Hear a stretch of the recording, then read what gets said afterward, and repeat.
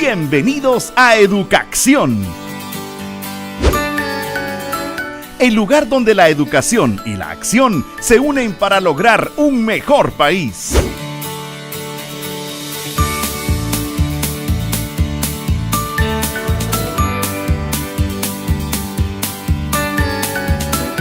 Educación. ¡Comenzamos! Es momento de la entrevista en Educación. Hola, ¿qué tal? Mi nombre es José Moreno, soy el viceministro del Vicedespacho de Diseño y Verificación de la Calidad Educativa. En esta ocasión hablaremos de un tema importante, las evaluaciones, pero sobre todo de las evaluaciones internacionales. Una de las características de las evaluaciones a nivel mundial es la búsqueda de la mejora continua y sobre todo de la rendición de cuentas de un proceso que estamos estudiando. Por eso, Guatemala ha sido partícipe en las evaluaciones nacionales e internacionales, tales como el ICS, CERCE y TERCE. Y en este momento participamos en el Programa para la Evaluación Internacional de Alumnos para el Desarrollo, denominado PISA-D. Esto presenta algunos desafíos. En primer lugar, tenemos que averiguar cuáles son las aptitudes y habilidades de los jóvenes de alrededor de 15 años que están dentro del sistema educativo y aquellos que están, por otras razones, fuera del mismo. Además, tenemos que averiguar qué pasa con los jóvenes que no logran culminar el ciclo básico o continuar con su formación en el nivel medio. ¿Será que hay retos que debemos enfrentar para brindar a los jóvenes oportunidades para su desarrollo en la vida y en el trabajo? Para responder a esto, el Mineduc ha decidido participar en PISA para el Desarrollo, el cual es un estudio organizado y dirigido por la Organización para la Cooperación y el Desarrollo Económico, OCDE. Este estudio evalúa, en primer lugar, las habilidades y destrezas en las áreas de lectura, matemática y ciencias en aquellos estudiantes que se encuentran alrededor de los 15 años. Además, pretende conocer el nivel de preparación de los jóvenes para enfrentar su vida adulta y las competencias para el campo laboral. Tiene también como finalidad recolectar información contextual sobre ellos, sus familias, sus profesores, las instituciones y en general de sus comunidades. PISA-D está contemplada en dos etapas. El componente A y B, que se aplica a estudiantes de 15 años que están dentro del sistema educativo, y el componente C, que se aplica a jóvenes fuera del sistema educativo. Es importante que entendamos que PISA nos va a servir para saber algunas cosas que alimentan el sistema educativo de forma positiva. Así pues, podremos averiguar cuán preparados están los estudiantes, además podremos identificar las áreas a mejorar, obtendremos información para la gestión educativa y establecer buenas políticas educativas y podremos analizar el desempeño de los estudiantes en diferentes áreas. ¿Cómo empezó el proceso? Esto tiene ya una temporalidad bastante bien definida. Durante el 2015 se realizó el lanzamiento de PISA-D. En el 2016 se hace el piloto para los componentes A y B. En el 2017, en este año, se han ejecutado dos actividades. La primera es el piloto del componente C y ustedes están participando activamente en la aplicación de los componentes A y B. Para el 2018 se hará la aplicación definitiva del componente C. Esto nos permitirá que durante el 2018 y 2019 podremos entregar los resultados. PISA-D fortalece al sistema educativo dándole algunas ventajas. Por un lado, nos permite formar parte de una evaluación internacional. Además, nos permite comparar la eficiencia del sistema educativo con otros países que tienen características similares y tienen comunidades y desarrollo muy parecido al de Guatemala. Nos permite también preparar a los jóvenes para la vida y sobre todo saber sus cualidades y capacidades para el trabajo. Claro, esto tiene un compromiso implícito que como gestión hemos aceptado. Todos en el Mineduc estamos comprometidos para utilizar la información que nos permitirá establecer políticas educativas acorde a los desafíos del mundo y que nos permitan mejorar las oportunidades de los jóvenes para desenvolverse en él. Tú eres parte importante del proceso y puedes ayudarnos mucho en el mismo. La entrevista en Educación. En un momento regresamos con Educación, el lugar donde la educación y la acción se unen para lograr un mejor país. La educación siempre te lleva a la acción. Iniciamos con el repaso. La envoltura nuclear es una doble membrana que separa el contenido nuclear del citoplasma y los poros nucleares de la membrana permiten el paso de algunas sustancias del citoplasma al interior del núcleo y del núcleo hacia el citoplasma.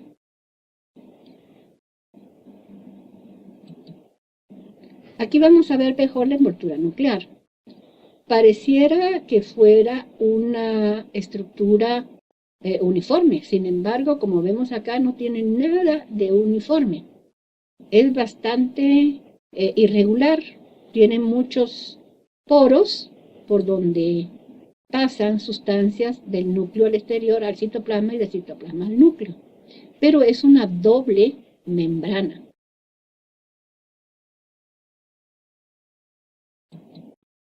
Los cromosomas. Las moléculas de ADN componen los genes de los cromosomas. Vamos a ver si logramos encuadrar acá para que ustedes puedan seguir. Dice, las moléculas de ADN componen los genes de los cromosomas. Seguimos acá. Los genes contienen todas las instrucciones codificadas para la síntesis de proteínas. Continuamos aquí. El ADN y proteínas forman un complejo llamado cromatina, que es el contenido del núcleo. La cromatina se organiza para formar los cromosomas. Y al dividirse las células, los cromosomas se duplican, formando dos cadenas o copias de ADN original. De esta manera puede pasar, ¿verdad?, una copia de una célula a otra. Y en esta fase se hacen visibles al microscopio. Antes no se pueden ver. Sin embargo, después, en esa fase, es donde se pueden observar.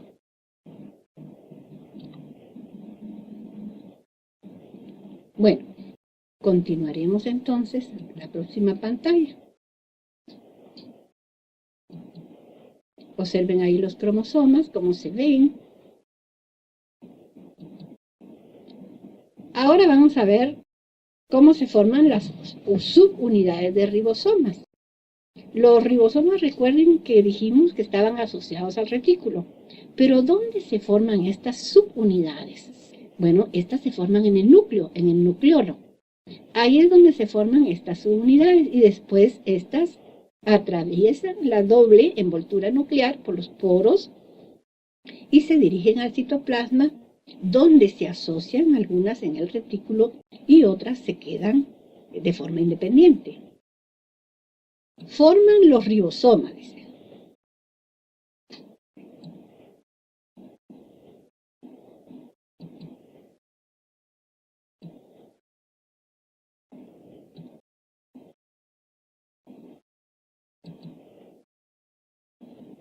Forman los ribosomas,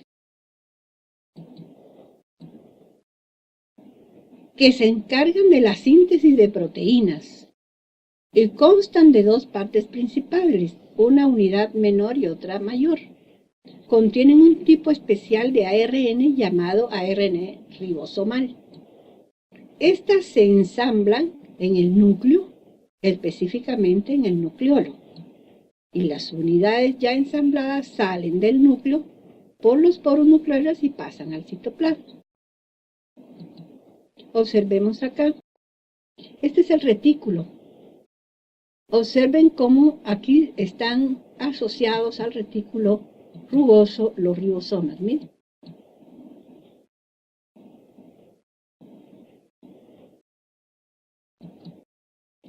Sistema de membranas internas. Forman el conjunto de organelos membranosos muchos de ellos estrechamente vinculados por sus membranas o compartimientos. Otros interactúan por medio de vesículas, que llevan sustancias de un compartimento a otro. Dentro de los organelos membranosos se incluyen retículos endoplasmáticos complejos, el complejo de Golgi, los lisosomas y las vacuolas, que ya lo habíamos mencionado cuando vimos la figura. El retículo endoplasmático es una masa membranosa que envuelve el núcleo y tiene continuidad con la membrana externa de la envoltura nuclear.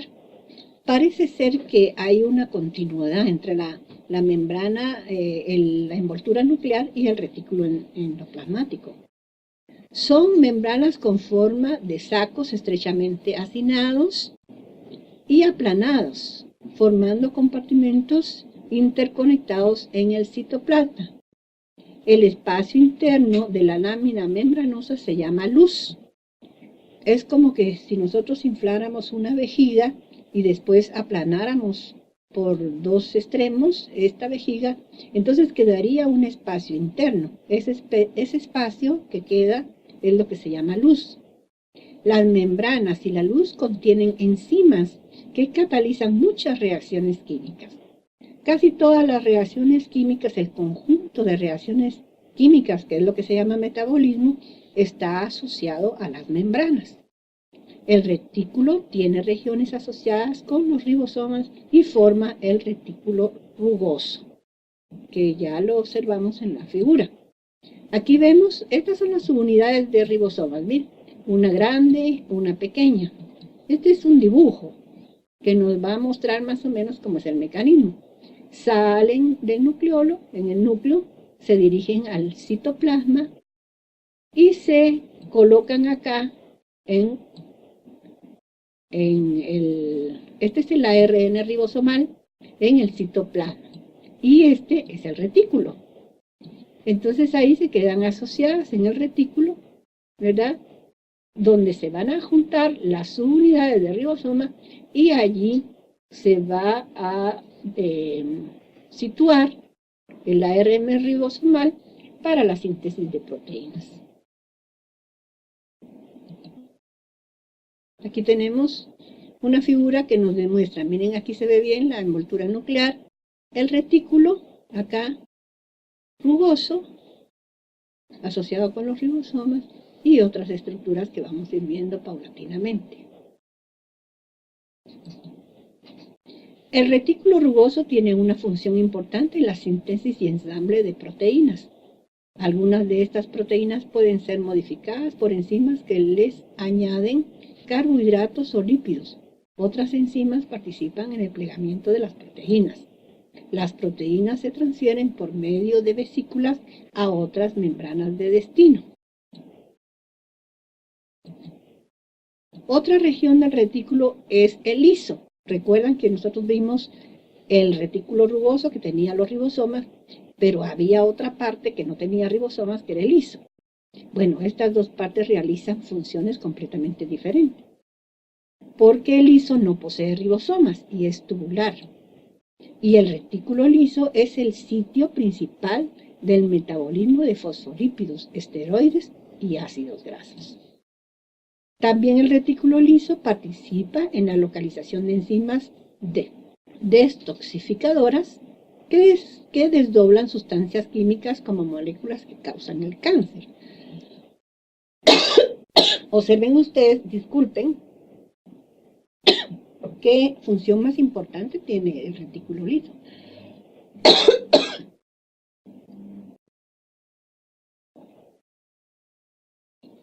Estos son los efectos, ¿verdad?, de la tos. Continuaremos. El complejo de Golgi.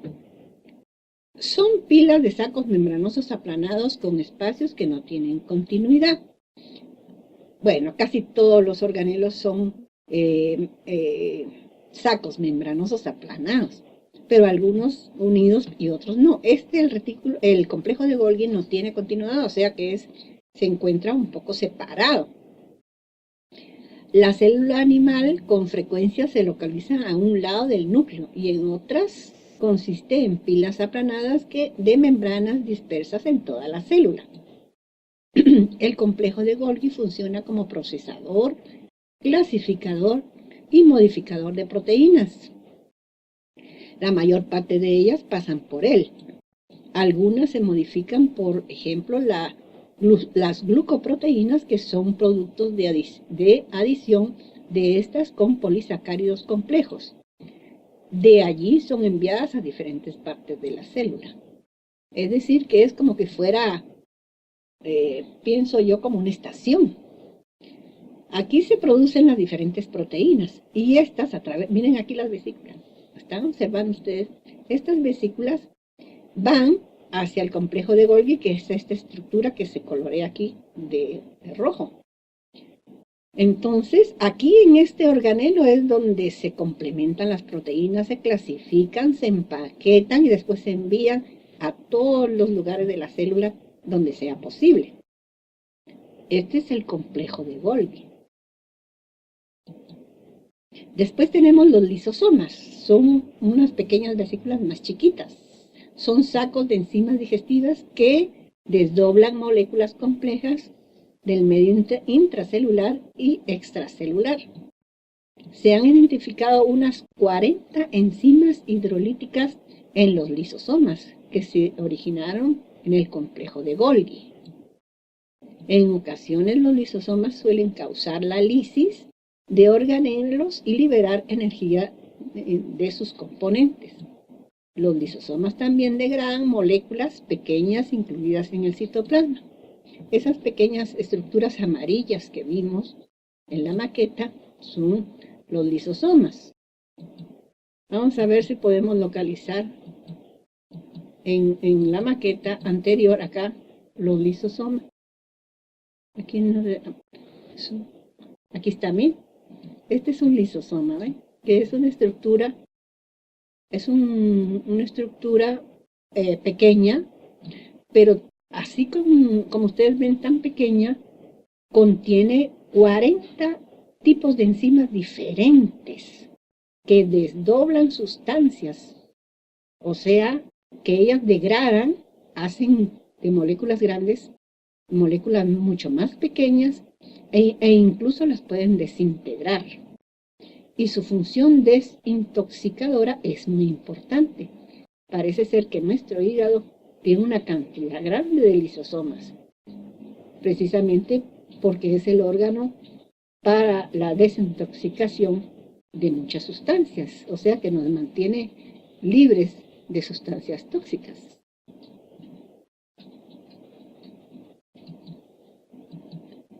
Vamos a dar una lectura a los lisosomas. Son sacos de enzimas digestivas que desdoblan moléculas complejas del medio intracelular y extracelular. Se han identificado unas 40 enzimas hidrolíticas en los lisosomas que se originaron en el complejo de Golgi. En ocasiones los lisosomas suelen causar la lisis. La lisis es la ruptura, ¿se acuerdan? Cuando se rompen las membranas de organelos y liberan energía de sus componentes. Cada vez que una membrana se rompe, quiere decir que los enlaces que la mantienen unida se desprenden y ahí se va a liberar una cantidad de energía muy grande. Los lisosomas también degradan moléculas extrañas incluidas en el citoplasma, por eso su acción desintoxicadora. Y tenemos las vacuolas, que son muy parecidas. Son sacos grandes, en ocasiones suelen ser funciones de muchas vesículas, o sea, ser fusiones, uniones de muchas vesículas.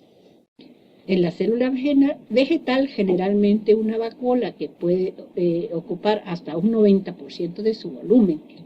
Las vacuolas contienen agua, sales, pigmentos y desechos. En la célula vegetal se reciclan los desechos metabólicos tóxicos y en la vacuola y almacena compuestos inorgánicos y otros productos como proteínas de semillas. En los protozoarios estos protozoarios tienen vacuolas, Pero estas vacuolas pueden hacer varias funciones, como es de alimento, digestivas, que se fusionan con los lisosomas para digerir su contenido.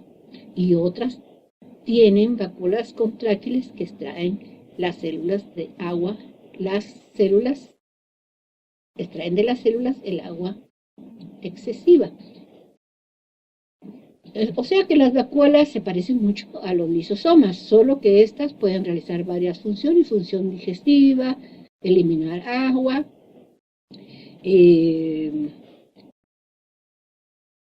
son en algunos casos, en los protozoarios, por ejemplo, las vacuolas pueden hacer varias funciones, pero generalmente se unen también a los lisosomas para degradar sustancias, o sea, los procesos digestivos. Y aquí tenemos una figura, miren, esta es una célula vegetal. ¿Por qué reconozco que es una célula vegetal? Porque tiene una vacuola, miren, bien grande, muy amplia, que acumula suficiente agua. La célula vegetal necesita tener en su contenido de un 85 a un 90% de agua. Y son estas bolsas, que generalmente son uniones de varias, fusiones de varias, que van a acumular esta gran cantidad de agua. Y esto es lo que se llama vacuola. Sé que es una célula vegetal porque el núcleo parece un poquito desplazado, pero además fíjense que aquí tiene una pared celular que está rodeando a la membrana plasmática, que sería esta sería la membrana. Bueno, con esto nosotros concluimos las principales estructuras de la célula procariota y la célula eucariota. Observen ustedes la gran diferencia, sobre todo en su complejidad, pero si queremos hacer una pequeña comprobación, podemos resumir diciendo que las células procariotas son mucho más simples, menos complejas que la célula eucariota, que tienen un tamaño muy inferior a las células eucariotas, que las células procariotas se restringe a dos reinos, que es procariota y archaea. Y en las células eucariotas, pues estas forman parte del reino, de los 5 reinos restantes, que son protistas, fungi, plantae y animalia, son 4. El repaso. Por hoy terminamos. Esperamos que lo aprendido te haya servido. Te esperamos la próxima semana en otro programa de Educacción, el lugar donde la educación y la acción se unen para lograr un mejor país. Ministerio de Educación, comprometidos con la educación.